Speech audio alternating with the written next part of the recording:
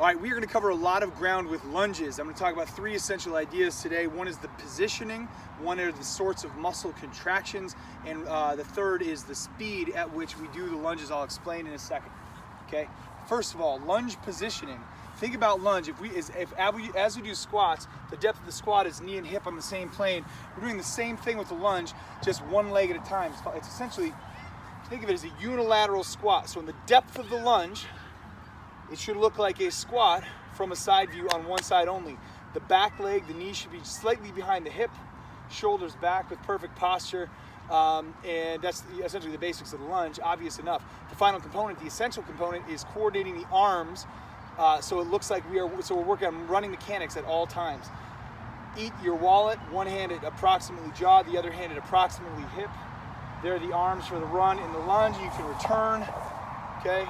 Same idea. Now, if we did this in a walking progression to cover ground, of course, we would go from one position into the next. That's what that would look like. We can also do a reverse lunge, which is the same idea. We'll have reverse lunges in the programming for sure. Okay, eccentric contraction and isometric contraction. These will both be in the program. Eccentric is essentially just a slow descent. That's the easiest way to think about it. So if I get into a lunge position and go down slow, I'm focused on the eccentric contraction. An isometric contraction is just a hold. Think of it as like a plank, okay? So I can get into, boom, a lunge position, just hold the isometric contraction. I can ask to do an eccentric lunge, step and down, slow. You get the idea. Lunge and drive is about as close to running mechanics as we can get in our training without going to full exertion. So here's what that looks like.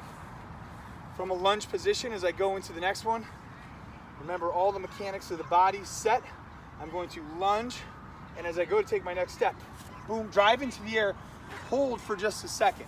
Drive into the air and hold that position. Knee up, toe up in dorsiflexion, shoulders back, and then drop into the next one. Okay, so I'll try it again. Take my lunge, and as I lunge and drive into the next position, boom, hold.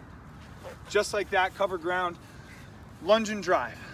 Eccentric contractions, isometric contractions, mechanics always, technique first, lunge and drive is key.